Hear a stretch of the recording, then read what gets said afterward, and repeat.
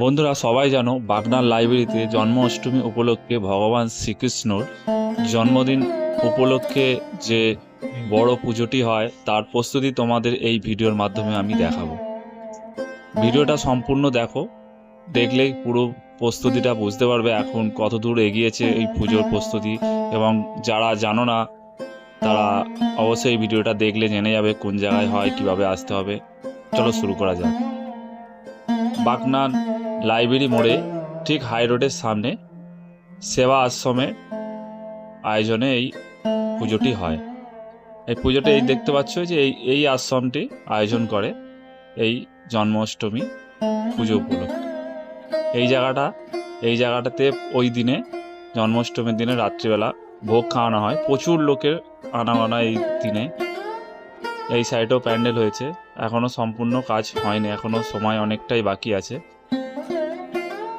এই যে পুরোটা কাজ চলছে দেখছো, লম্বা প্যান্ডেল, প্রচুর লোক এখানে বসে একসাথে প্রভুর ভোগ বিতরণ করা হয়। এইটি হলো মেন মণ্ডপ।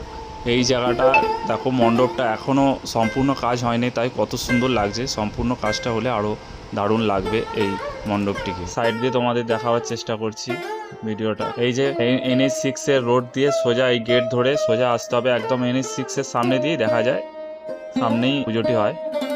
আমি চোখে লক্ষ্য করলো NH6 সামনেই এই হাতিটা, খুব সুন্দর লাগছে দেখতে। এই হাতিগুলো মনে হবে, হাতিগুলোকে দেখে যেন মনে হচ্ছে জ্যান্ত হাতি বাচ্চা নিয়ে ঘুরে বেড়াচ্ছে সব। ভিডিওটা তোমাদের কেমন লাগলো অবশ্যই জানিও কমেন্টে। এবং যারা আসোনি তারা এই জায়গায় আসো, পুজোর দিনে খুবই ভালো লাগবে।